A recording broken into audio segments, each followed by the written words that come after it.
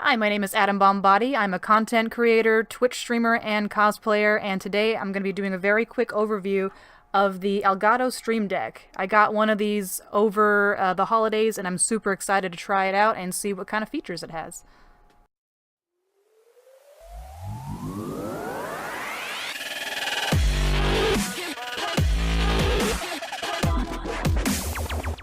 This is what it actually looks like on the Stream Deck as far as having my different sources, my different volume buttons, the marker, my folders.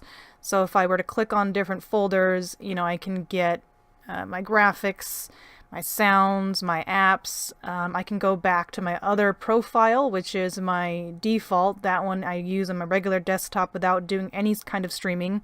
All of the graphics are totally customizable. So this is basically what the Stream Deck software looks like. Stream Deck currently supports a lot of different live streaming software. So they have general game capture stuff. They use Mixer, OBS. Soundboard is what you're going to use just to play random sounds. Like I've got my fart sounds folder, very mature.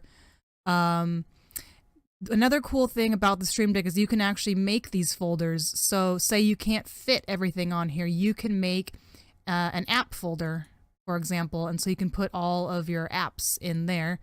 Or like in my case, also I have sounds and graphics. You can also switch the profile.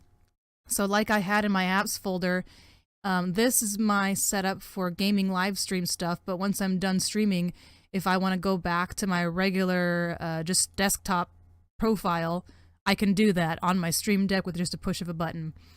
Streamlabs and OBS both also have a lot of different things that you can play with, like switching scenes.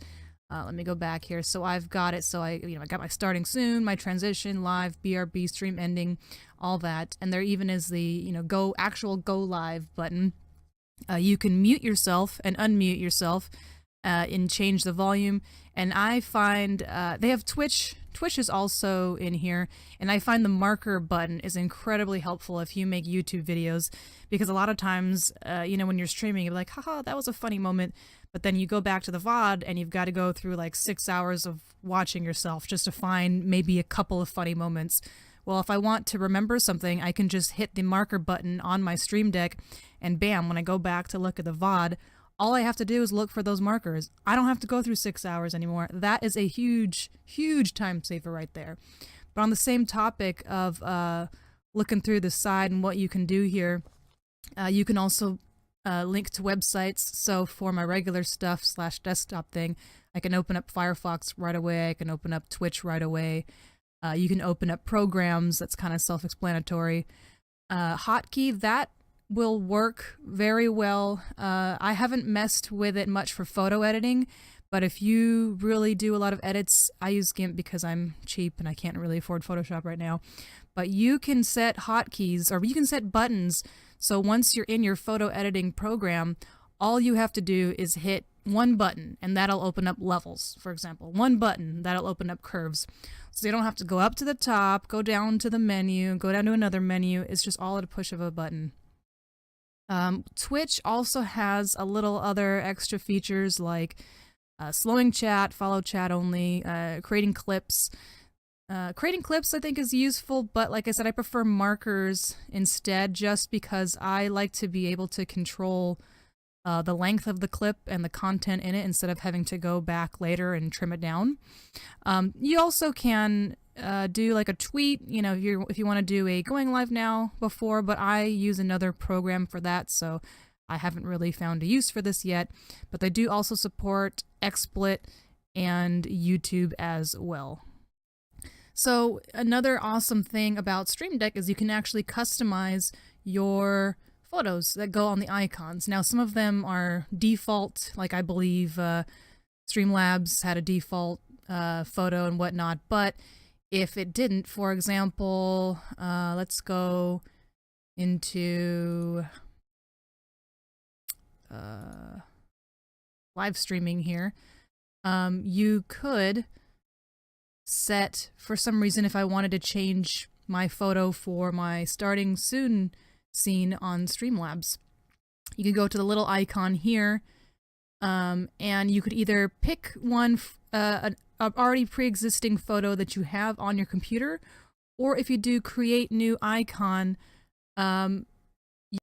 this page will come up. So you can basically use one of their default icons and edit it as you wish. So let's say, for example, for the starting soon screen, I don't know, I pick this one because it's purple and Twitch-like and whatever. So you can even add multiple layers to this thing. You can change the color, size, positioning, whatever. And then as soon as you have the icon that you like, you can just do save key. You can save that and then bring it up from the files. Another really, really awesome thing, and I'm very easily entertained by this, by the way, is that for the graphics, you can actually set GIFs. Like now, on the app itself, you can't see it moving, but on your Stream Deck, you can see the icons moving. Actually, a better example will probably be for my sounds, which right now it's pretty much a fart folder. So again, I'm a very mature person here. So on the Stream Deck itself, these are GIFs and they aren't moving, but when you look at the actual physical Stream Deck, you can see all the photos moving. Now I think that's pretty dang amazing. And yes, pardon the fact that I do have fart buttons, although I do have a giggity button. So, you know, we separate ourselves with one extra special one here. So this is an example of what the Stream Deck looks like if you decide to customize it out with the GIFs on it, or GIFs, or whatever everybody calls them nowadays. So I have these set for my sounds, and like I said, currently these are just fart buttons. So let's see, let's go push one and see what happens. There you go. Amazing. So I discovered this one after I started recording, but I found that you can actually use this to open specific folders in your computer as well. So if you're like me and you have a lot of images and crap and it takes forever to sift through everything, I set my logo icon to go to my business folder, so at the push of a button, bam, now it opens. I don't have to go through all of my whole freaking hard drive anymore. So that is another awesome time-saving thing that you can do with the Stream Deck.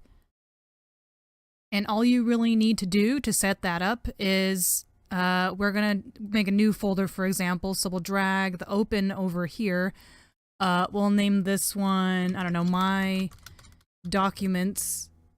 And then instead of opening a file itself, what you're gonna do is just open the folder you want, drag over, say, my documents, and bam, now you've got a specific button, let's try that, that'll open up my documents.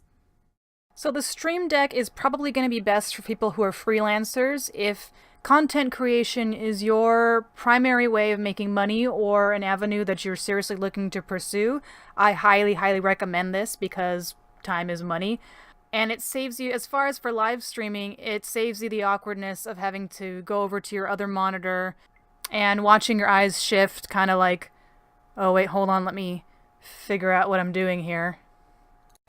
And if you do a lot of photo editing, I haven't fiddled with this 100% yet, but I have found that you can actually set a lot of hotkeys, whether you use Photoshop or GIMP, so you can use just a push of a button and levels will open for you, curves, or whatever other, you know, brightness, contrast, whatever other settings you normally use, you can just open with the push of a button.